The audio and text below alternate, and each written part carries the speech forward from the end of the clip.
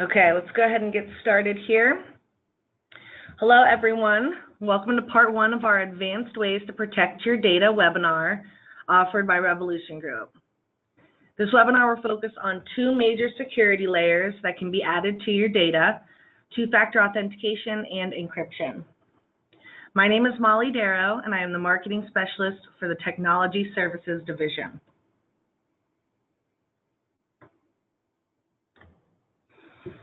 For those of you who aren't familiar with Revolution Group, we are a technology consulting firm in Westerville, Ohio, specializing in managed IT services, Salesforce consulting services, and manufacturing ERP services. Our Technology Services Division offers small to medium-sized businesses a full line of managed services, from 24/7 help desk support to project work, account management, and virtual CIO expertise. The Salesforce Services Division provides innovative Salesforce CRM consulting, implementation and integration solutions that enhance sales and elevate customer service to maximize your ROI. Our comprehensive manufacturing ERP consulting services include system selection and implementation, optimization, and extended application development for disparate business system integrations. A few housekeeping items before we start the webinar. This webinar will be recorded and available on our website at www.revolutiongroup.com. The recording will also be emailed to you at the completion of this webinar, along with a 2-minute survey letting us know if you enjoyed the webinar and topic. We have allotted an hour for this webinar, and we'll be answering questions at the end, but please feel free to submit your questions into the section labeled Questions on your GoToWebinar panel at any time. You will notice in the Handouts section of your webinar, we have included a couple of documents you can share among your friends and colleagues to help better understand these advanced ways of protecting your data. You can access these handouts by double-clicking the name of the handout, and from there, the handouts will download and you can open and save them to your computer. Now to our speaker. Ryan Mavis has over 10 years of IT experience in positions ranging from service desk support to architecting cloud infrastructures and everything in between. Ryan is currently the team lead of Revolution Group's Network Operating Center, or NOC for short, team of Reactive engineers. This team helps keep our customers up and running 365 days a year. So now I'm going to turn it over to Ryan. Ryan? Thanks, Molly. I'm really happy to be here. Funny enough, I had one job today. I was supposed to come to work with a good voice, and I brought about half of that. So I'm going to do my best to keep the volume up and be clear. I'm really excited to be starting off part one of our two-part webinar, mainly because I've been working with today's topics for a while, and I really feel that they're very important. I've been with Revolution Group for several years now, and this is actually my first webinar, so I'm also excited to be doing that as well. So educating our partners on safe computing is a big focus for us. Today's presentation really hits that point. Historically, when businesses talk about technology, they're normally referring to how they can leverage it to assist their business or make them more efficient. That's great, but it's no longer enough. In today's world, it's not enough to learn how to use technology. We need to be learning how to do it safely and securely, which is why we want to be a partner that shows you how to do this. Today's topics, encryption and two-factor authentication, are two of the ways we can be safer together. My goal is that you come out of this presentation knowing what these technologies are, whether or not you need them, and what questions to ask when you're getting ready to implement them. I'm very passionate about technology, so I'm going to do my best to keep this high level and stay out of the weeds, but let's get started. Our first topic is going to be encryption. With encryption, I want to first start by saying it's not scary, it's not complicated to use, and it's been around a long time. I'm gonna walk you through this, and we're gonna just go over it together. So when we're putting this presentation together, we thought it'd be wise to definitely research the history of encryption And we found some really cool information we want to share with everyone before diving into the business side of encryption. So first off, what is encryption? Encryption is a way to prevent unauthorized access to your data by converting it or scrambling the letters to unrecognizable strings of code. Encrypting your data requires you to use an algorithm, a mathematical algorithm, to scramble the data, and then only those with the encryption key can access the data. So encryption key, what is an encryption key? An encryption key is a string of code consisting of numbers of bits. So for example, with encryption, you'll hear of a 128-bit key. That means the key consists of 128 bits. So the more bits you have in the encryption key, the more secure it is. Most organizations provide the recommendations on what's required for the bit or the security requirement, and that will really depend on the level of security you need or is required by your industry. So all that means is that when you have encryption, the key is really your decoder ring that helps you transcribe the scrambled message.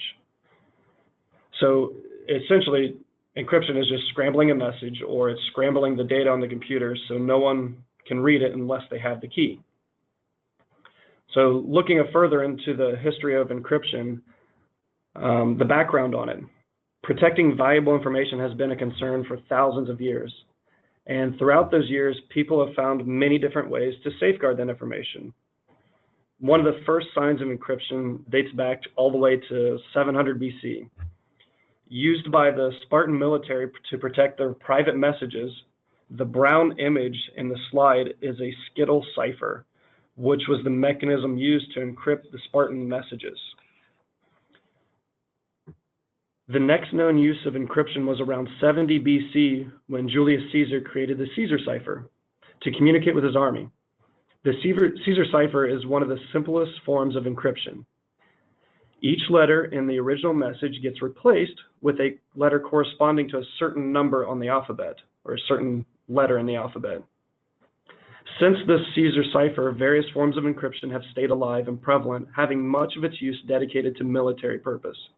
Today's encryption requires a lot less human involvement and is probably 100 times more secure than it once was. So once again, encryption is just scrambling messages. I gave the example of the decoder ring as a way to decode messages, and the encryption we see today has just built it upon that technology. So moving on with encryption and the business side of it. Why do I need encryption? Why do you need encryption? This webinar series is all about keeping your data safe. If you're a traditional business using computers, your data is one of your most valuable assets. Most of the time, it's your intellectual property. It's your business. Whether you have, let's say, the secret to Bush's baked bean recipe, or you have confidential client information, you want to keep that data safe, either to keep your competitive advantage or just to avoid a lawsuit if it gets lost. Encryption is one method of only allowing those you want to have your data to be able to see it. You should be able to decide who you want to see your information and when they can see it. So what does encryption protect? You can use encryption, or may already be using encryption for, let's say, data in transit. So like maybe an email message leaving the sender to its recipient. Is that email encrypted, or is the method it's traveling encrypted? Are the files you store in the cloud in Dropbox or OneDrive, are those encrypted? Do you have to worry about those being compromised? What about the files or folders on your file server in your IT room?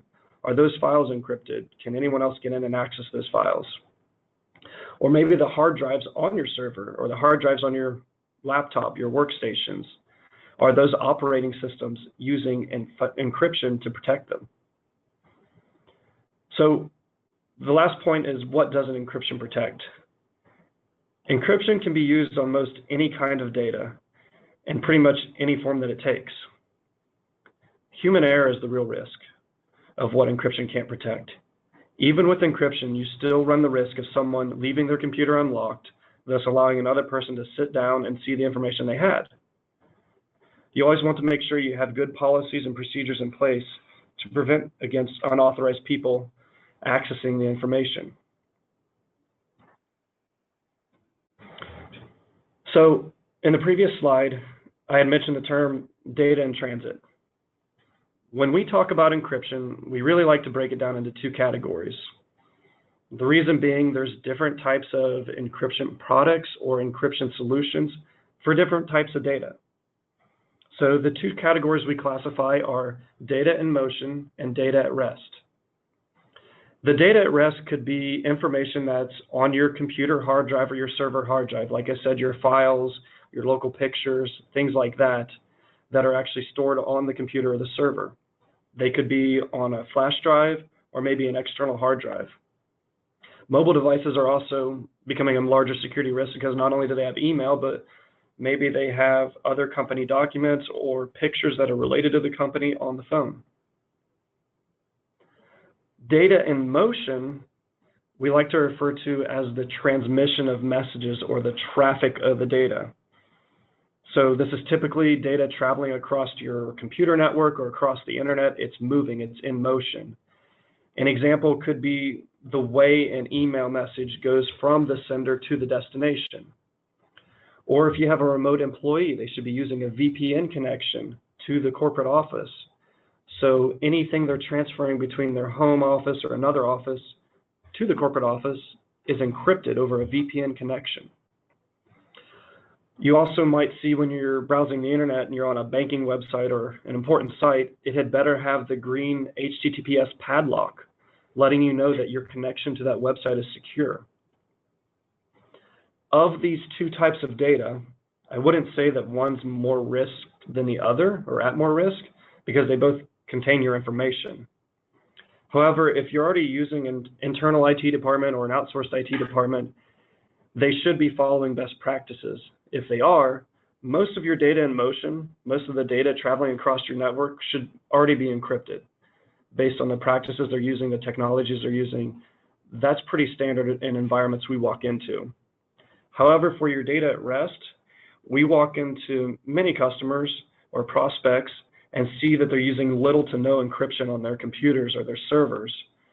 And that's what attackers are normally after. They're normally after large sums of data that contain stuff that's valuable to them. If they're targeting data in motion, they're normally getting passwords or credentials. And as we'll talk about with two-factor authentication, there's ways to prevent that security risk. So the data at rest is really important to make sure that you have that encrypted.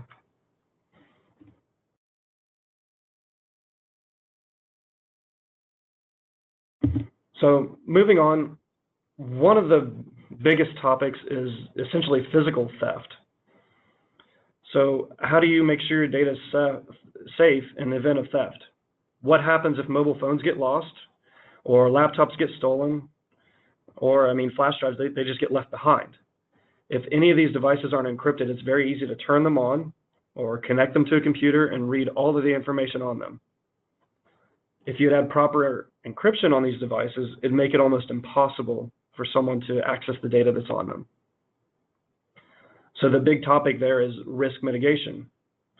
One of the ways you can mitigate this risk is training your employees to practice safe computing, both in the office and remotely.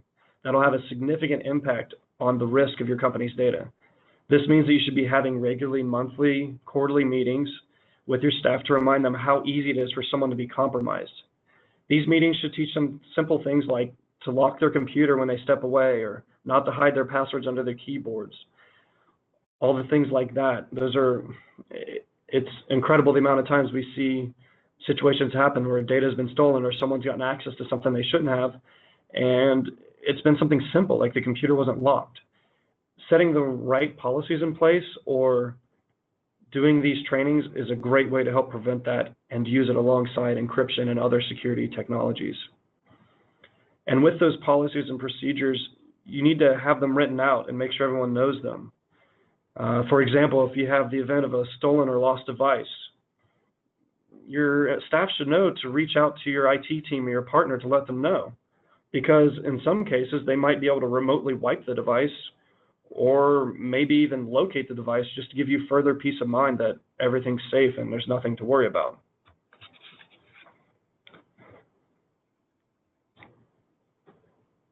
So what should be encrypted?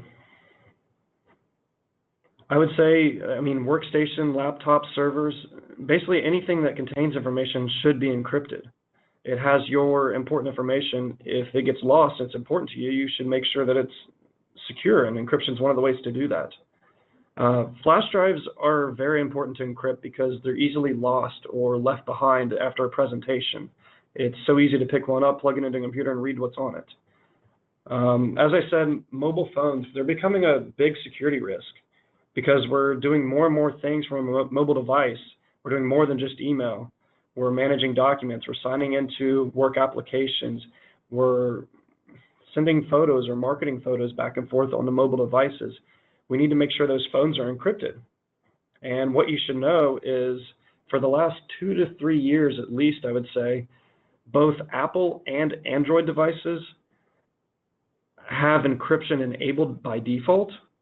So long as you enable the passcode to unlock or the fingerprint to unlock, they already have that enabled. What that means is unless someone has your fingerprint or your passcode to unlock your phone, they can't get the information that's on it. They can't plug it into a computer and read the information or wirelessly get onto it without your fingerprint or your password. So these are important things you need to make sure you have set up or policies that you haven't put in place. Moving on, remote employees, as I said, they should be using a VPN connection or some sort of secure connection when they're outside of the office and they need to access a file server or an application server that's in the office. They should be using a VPN connection or a secure way of doing that.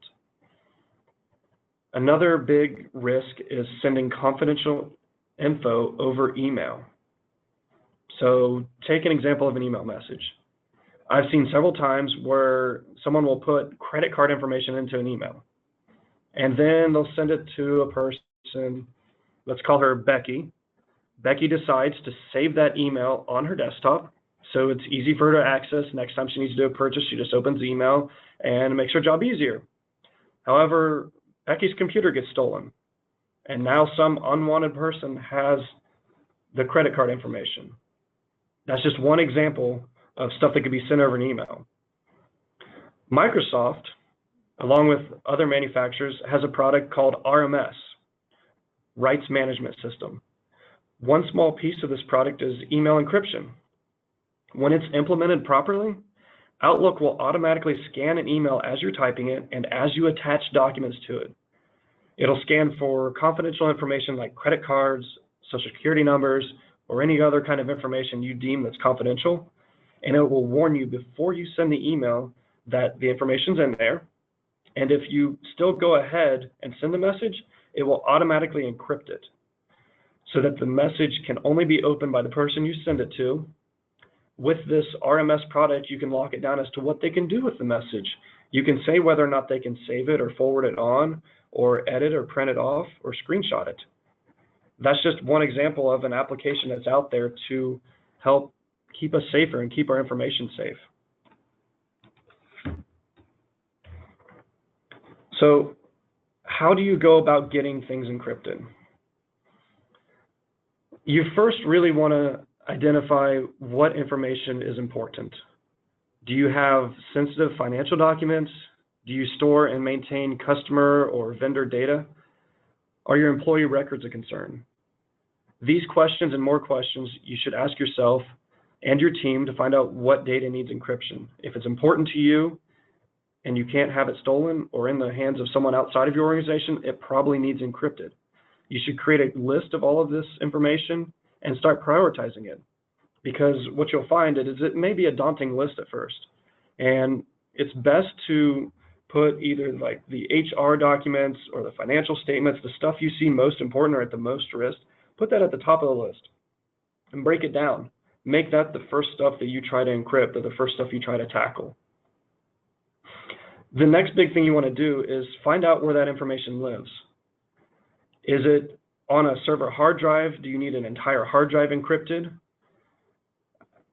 Is it in the cloud? Do you need to make sure the vendor you're using in the cloud has that data encrypted? You need to know where it lives so you know who to reach out to, or your team knows who to reach out to get it encrypted.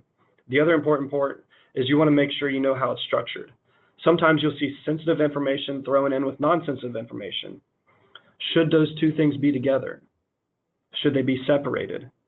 Before moving documents around, we suggest that you work with your team and see how they're using these files and get a better understanding of how they do their job. That way you can structure it to be the most efficient to them and then encrypt the things that they need encrypted.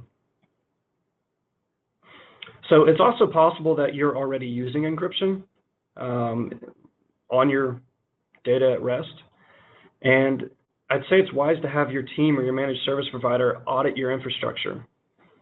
That way they can scan for stuff that's already encrypted, and it may be less work you have to do. Maybe there's a product you have to change the encryption over to, or maybe it's great, you don't have to worry about it. But there's a good chance you may already have things that's encrypted, especially in today's cloud world. A lot of stuff is encrypted by default. But what do you do about non-encrypted data? If you have a large list of stuff that's not encrypted based on an audit like that, like I said, it's easiest to break it down and prioritize it into categories, working on the stuff that's most important to you first and get that encrypted, and then tackle the rest of the stuff as you go. So on the next slide, we'll put up here in just a moment, we have provided a short list of some products that we use or we think are great products for encryption for different types of solutions. And if you want a copy of this list or a more comprehensive list, please feel free to reach out to us and we'll definitely put it together after this webinar. Before I do go over that list, one major point you need to know: does your current backup solution use encryption? So you're spending all this work encrypting your data on your file servers and your applications and your workstations and stuff like that. And if your backup system that you're using to back up your data doesn't use encryption, you could really be shooting yourself in the foot. You go to all this hard work to get everything encrypted, and somehow someone gets a hold of your backup tape or your backup hard drive or gets on your backup server, and there all your encrypted data is, but it's not encrypted because your backup's not encrypted. Most backup solutions today have encryption as an option. Just put that as a bullet point of something to check, because it would really suck to go to all that work encrypting everything only to do it in vain. So here's some logos of products that we use or really like. The biggest, of course, is Microsoft. Microsoft spends at least, it's at least $1 billion a year, I don't remember the exact number, on security R&D. They spend a ton of money making sure their products are secure, or that they offer products to make your information secure and safe. One of the biggest ones we use is Microsoft BitLocker. BitLocker is a piece of software that's used to encrypt the hard drives on your laptops or your workstations or even your flash drives. That keeps someone from taking the hard drive out of the computer and being able to read the hard drive, or stealing the computer and being able to access the information. With BitLocker, only the person that has the login information for the computer can actually read the information. Another one that I just talked about a few slides ago was the Microsoft RMS. That's part of their cloud Azure suite, and it works locally on your file servers too, to not only do email encryption, but it does file encryption as well. You can get very granular with not only who has access to the files after they're encrypted, but it'll also automatically send encrypted files to parties outside of your organization. So it makes sharing documents or information to other vendors or customers much safer, because you can still control who has access to the documents outside of your organization. So that's just one product to be aware of. Your partner or IT team should be able to get you more information on how that solution would go into place. Another important thing I mentioned is in the top right there is the green HTTPS icon. When you're on a banking website or something that you're entering information into, especially personal information, make sure it has that logo. That means that that site has went to the extra lengths to make sure the connection between you and them is secure and no one's in the middle sniffing the data you're putting back and forth. So make sure you see that icon on the website you're using. If there's a vendor you're using and they don't have that, you should be reaching out to them to see if it's implemented correctly, or if there's a way you can get that, or a safer way you can access their information. The other two there, Zix and AppRiver, they're just other forms of email encryption. We've seen different industries require one of each of those, or maybe the Microsoft RMS solution. So just know that there's different products out there for the same type of email encryption, and those are two very good vendors we've ran into as well. Along that same line, the semantic encryption, it's a competitor to BitLocker, and there's some situations we would recommend that over BitLocker, mainly for older machines that aren't like Windows 10. So like Windows 7 or Windows 8 machines, we might recommend semantic encryption.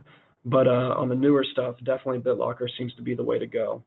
This is just a short list of different products out there that are trying to keep your data safe, and your IT team should be able to help you get those and implement the right ones for you. So we've talked about what encryption can do, but what can't it do? So encryption can't prevent your company from ever suffering an attack. Unfortunately, encryption is just a layer of security on top of what you already have. It's not necessarily a foolproof safeguard. Just like if you leave your computer unlocked or you walk away from it, someone could walk up to it and gain access to it. However, implementing encryption does help thwart out many hacking efforts out there. Encryption cannot protect your computer if there's already malware installed on it. If you have existing malware on your computer, chances are that you won't be able to encrypt the files. You'll want to make sure you get the computer, your system clean, or you have ran a scan on your computers before implementing some sort of encryption. I do want to take an example. Have you ever heard of the crypto locker or the ransomware malware? It's malware it's really crappy, but it's malware that gets on your computer. There's many ways that it can get on, whether it's through a website or an email attachment. It gets on your computer and it starts encrypting the files on the local files on your computer. And you may think, well, encryption is a good thing, right? Well, in this scenario, it's actually bad because this malware is encrypting the files, but it sends the encryption key out to the person that wrote the malware, and then pops up a message on your computer saying you need to spend $5,000 to unlock your files in order to be able to read them. So in this scenario, encryption is a bad thing because the malware has encrypted your files, but you don't have the key to access your files because it sent it off.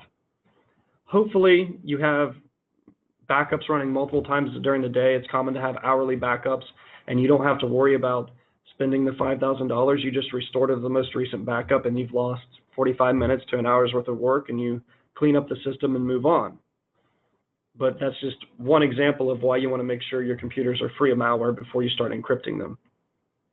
Encryption can't guard your data from people accessing if you leave your computer on or vulnerable in a public scenario. Just like I said before, you should always be locking your computer when you walk away from it, and when you're finishing with your work, you should be shutting it down or signing off. So many attacks are done from simple things like that, where someone has walked up and a computer's already been unlocked, password's been under a keyboard. You need to make sure you're practicing safe computing in order to keep your data safe. Encryption can't shield you from an attack if you're using a weak password. So we talked about encryption and how it uses a key. A lot of times that key is just a password, and that's fine as long as you're using a strong password. But many times employees are using weak passwords that hackers can easily guess and then get into the system. So another policy to put in place is to make sure that you're requiring strong passwords that require a special character, capital, lowercase, a number, and it can't contain a common word or something like that.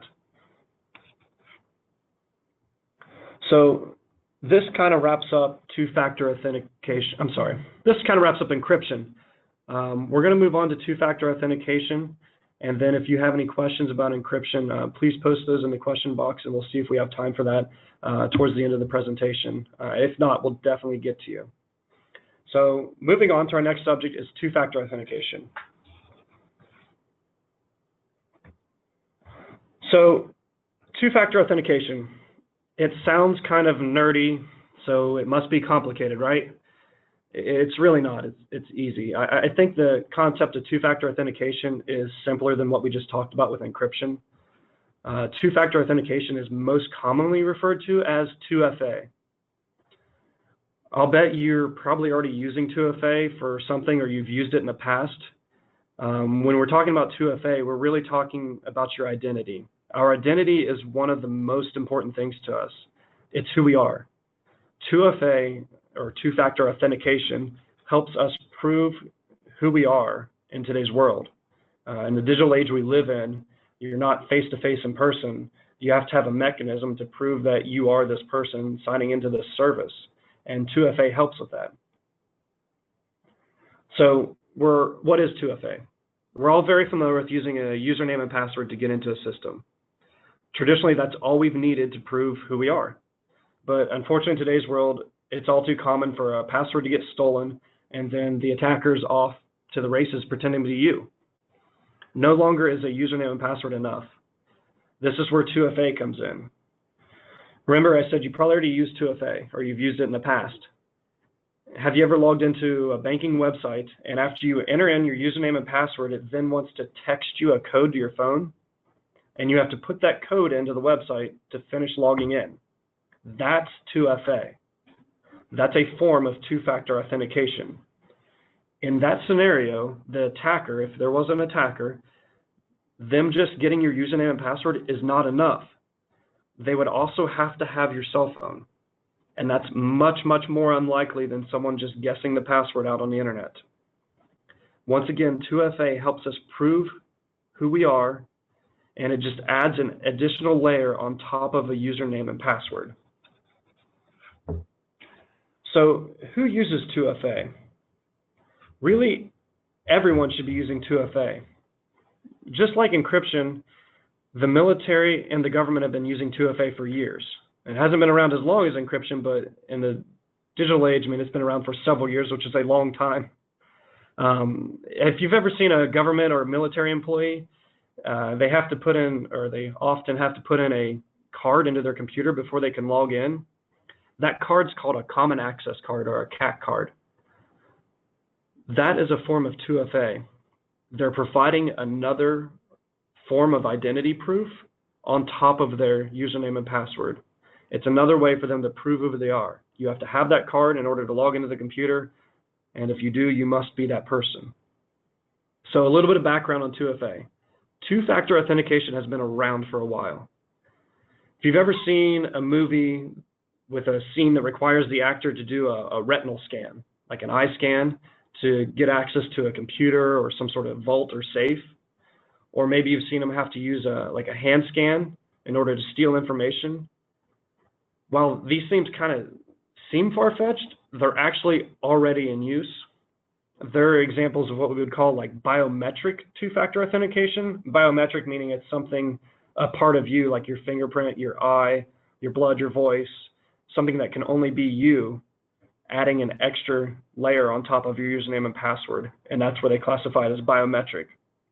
I bring this up because it's not only neat, but we're already seeing these types of things in the enterprise world, especially in like the medical and financial industries. They're already using these iris scanners or palm scanners just as an extra security protection on top of the username and password.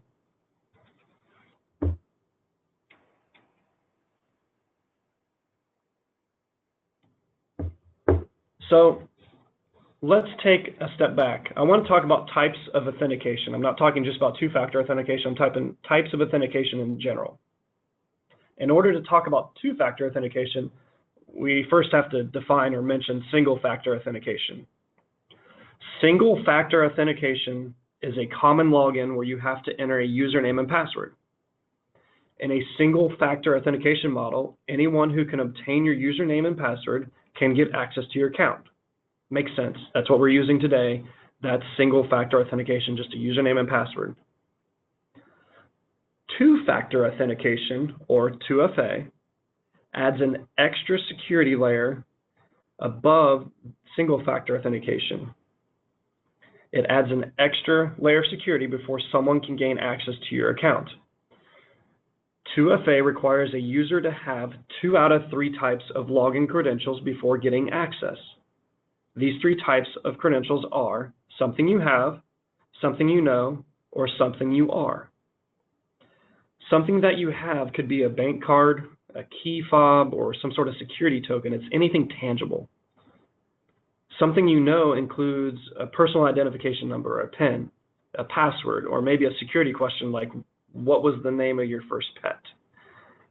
Something you are could be voice recognition, fingerprints, retina scans, like we mentioned in the movie scenes or what the enterprise sector is using.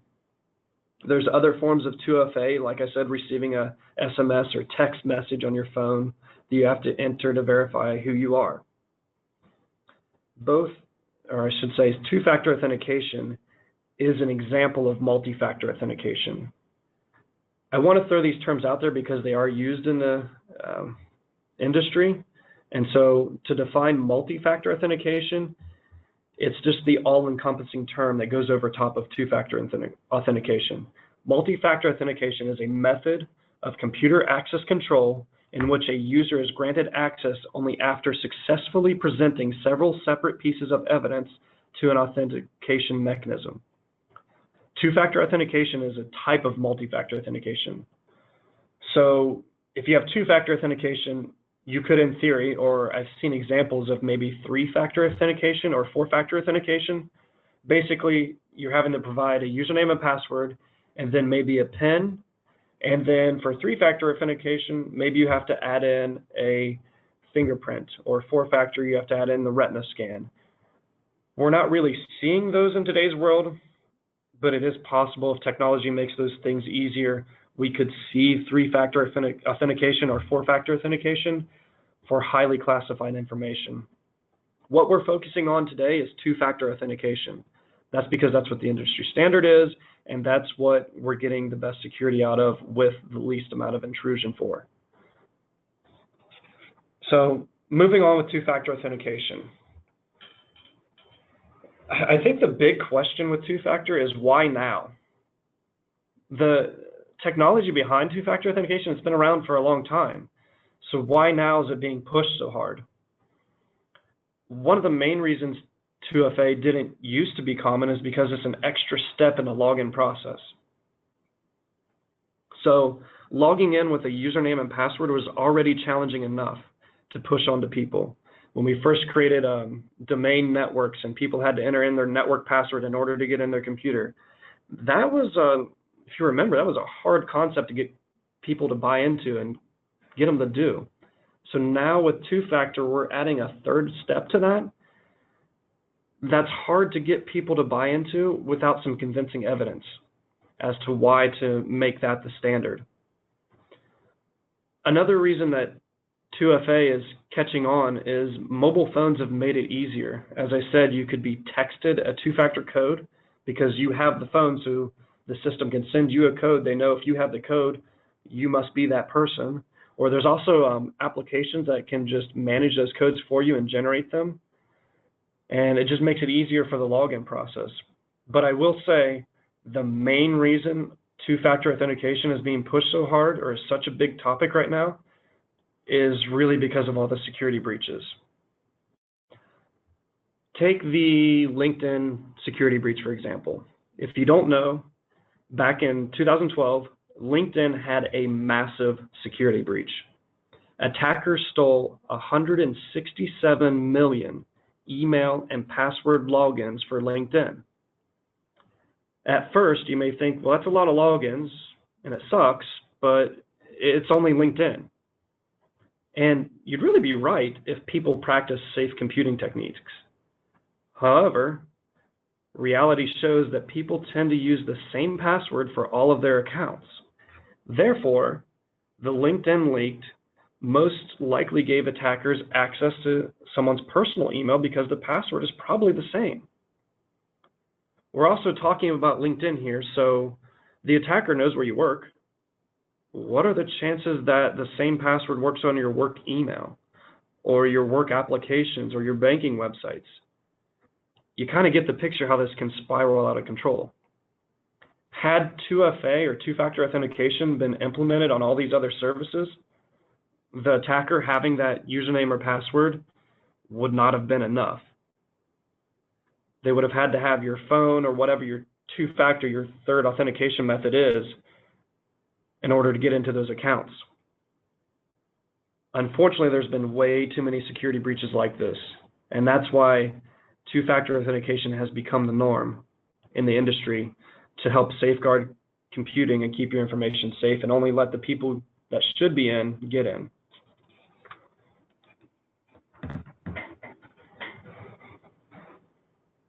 So, does 2FA protect me? Two-factor authentication adds an extra layer of security to your accounts, and although it's not hacker-proof, it's much more secure than single-factor authentication. With two-factor authentication, hackers must obtain more information than they previously did, and this sorts out a certain subset of hacking communities. Just by adding an extra step, you can eliminate a number of threats. Most organizations that believe personal passwords are enough security are wrong. In reality, insecure passwords are a huge problem. Even if a few employees use password as their password, or 12345, or another basic password as their login information, it opens up a door for third-party hackers to guess that information and get access to your systems. Two-factor authentication improves the level of security by asking someone something that only the account owner should be able to provide. This makes it much harder for hackers to get their hands on your systems or into accounts they shouldn't be. So then the question comes, what should 2FA be used on? And just like encryption, if it's important to you, it should be used on anything that allows it. So let's take a look outside of this presentation. Let's talk about my personal life. I've been using 2FA in my personal life for, gosh, at least 4 years, I would say that. And I've been using it on my Gmail account, my Microsoft account, my LinkedIn account, my banking websites, and several other things like that. There's a surprising amount of those free Gmail and Microsoft services that have the option to do two-factor authentication at no additional charge. It's just not turned on by default. Typically, like with Gmail or any other account, you can go to the security settings, and there should be an option in there to turn on two-factor authentication. And when you click that, it'll give you steps on how to set up the app on your phone for the codes, or what phone number to put in to text you the codes, and how to use it, and what to do if for some reason you don't get the code. Those instructions are already there. It's easy to do. So this transfers directly over to the business world. Many software vendors already have the ability to do two-factor authentication.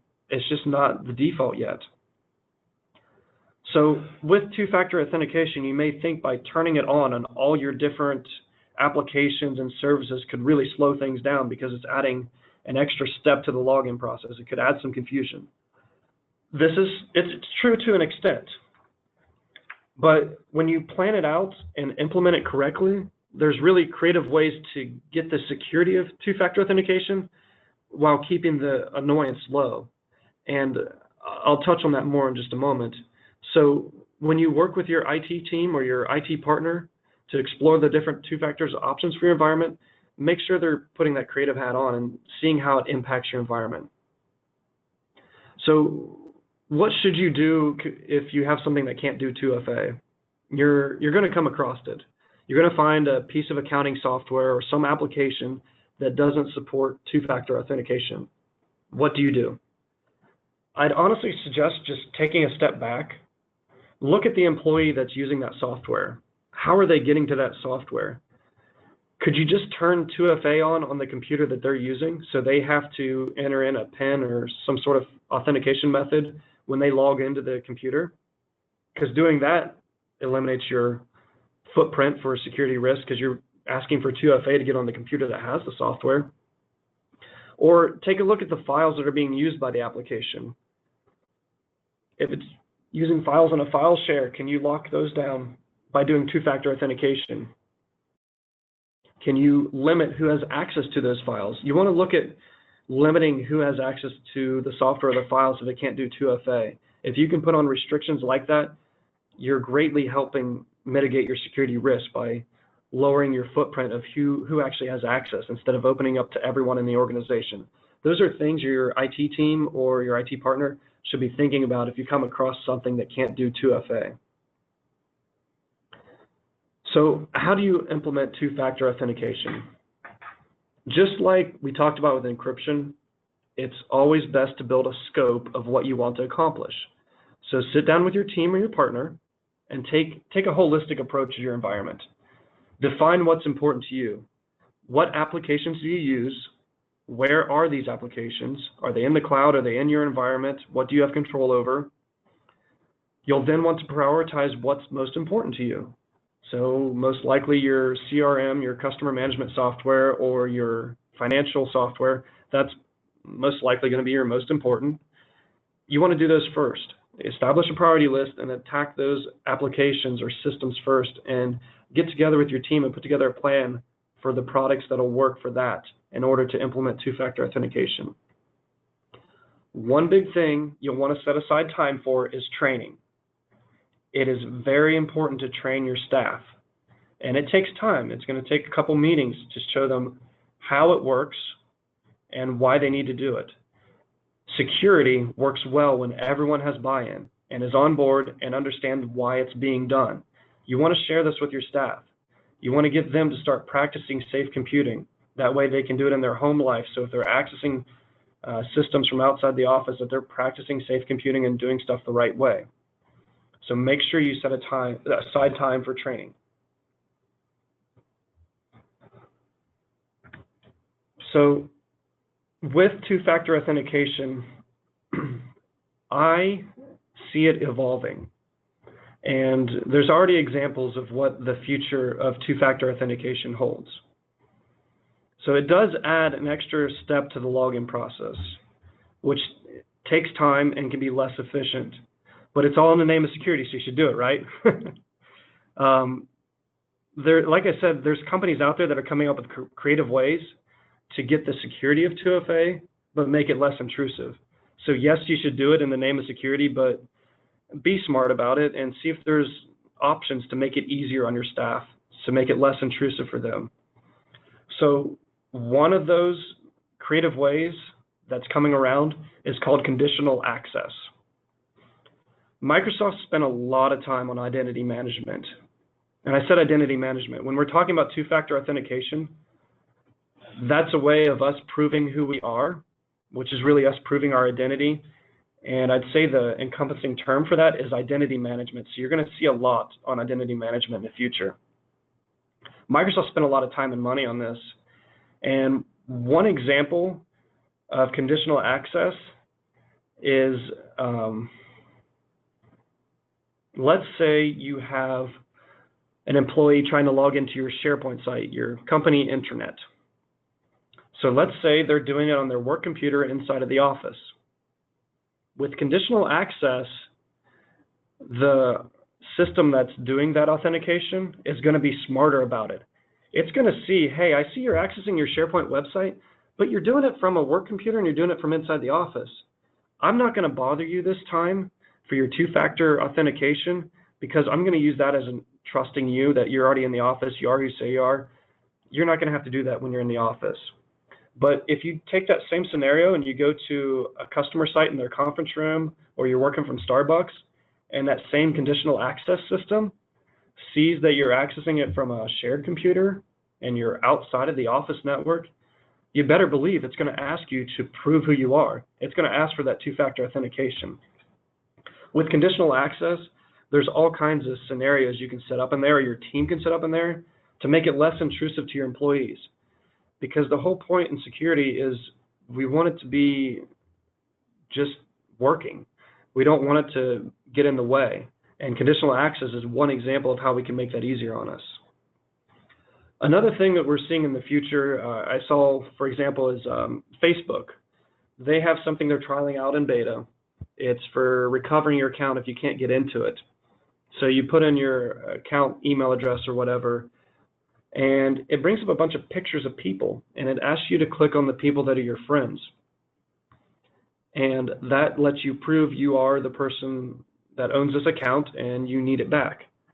So that's just one creative way to make it simple for someone to click on the pictures they know. An attacker wouldn't know that, and they can go on about their day. Google has another great example with their web services. So if you're on your computer and you're trying to get into your Google Photos account and you go to log in and you have an Android phone, it'll pop up a notification on your phone saying, hey, looks like you're trying to get into your account. Do you approve this? and you just click OK, and it logs into your Google Photos account on your computer. That's just another example of how we're trying to make security simpler. The industry is trying to make it easier to adopt. Another big thing I want to touch on, and I would expect us to maybe have some blogs or another webinar on, is single sign-on. Single sign-on is going to be big. I had mentioned identity management and Microsoft. So one of the big things we're seeing with Microsoft and their Azure cloud infrastructure, everything's going to the cloud. And Microsoft has this Azure identity management system. And within that, they're doing single sign-on. It's SSO for short. So what is single sign-on? Wouldn't it be cool if you logged into your computer and that same login information, that username and password and that two-factor, was the same thing you used to get into your Salesforce website, or maybe your Dropbox website, or the DocuSign, or whatever software you use. It was the same password across the board, the same login. And there's one identity management system managing all that. That's what single sign-on is. So when implemented correctly, the Microsoft Azure Active Directory is what it's called. There's a single sign-on component of that. You log into your computer, you open up your favorite browser, whether it's Chrome or Edge or Internet Explorer, go to salesforce.com, you don't have to sign in. It just passes those credentials through and lets you in. It's monitoring and maintaining what your logons are. That way it's less passwords for you to have to remember, but it's being more secure about it because it's running intelligent analytics on it and making sure that it's coming from a work computer or a work network, and it's doing the two-factor sign-on across the board. So you don't have to implement two-factor across a bunch of different products. So that's a big topic I just wanted to mention because it kind of ties in with two-factor authentication, but I would expect to see more from single sign-on in the future. So what's next for you? I'd say feel free to reach out to us or your IT team to go over the notes you took today, go over your infrastructure, and begin getting a plan together for implementing encryption and two-factor authentication. And if you have any questions at all, please feel free to reach out to us. That wraps up my part of today's presentation. I hand it over to Molly to finish up. Perfect. Thank you, Ryan. We did kind of butt right up against our allotted hour here with a lot of great information. So I did see a couple of questions come in. We're going to go ahead and answer those questions by email so we don't waste any more of your guys' time. And that concludes part 1 of our Advanced Ways to Protect Your Data webinar. Thank you for attending, and we hope that you got valuable information on how you can add additional layers of security to your organization. Thanks for attending. See you guys next time.